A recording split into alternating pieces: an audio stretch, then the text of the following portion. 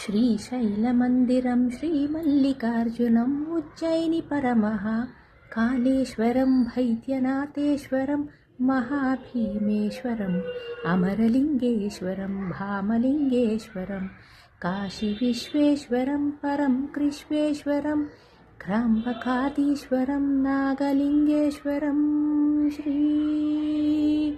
केदारलिङ्गेश्वरम्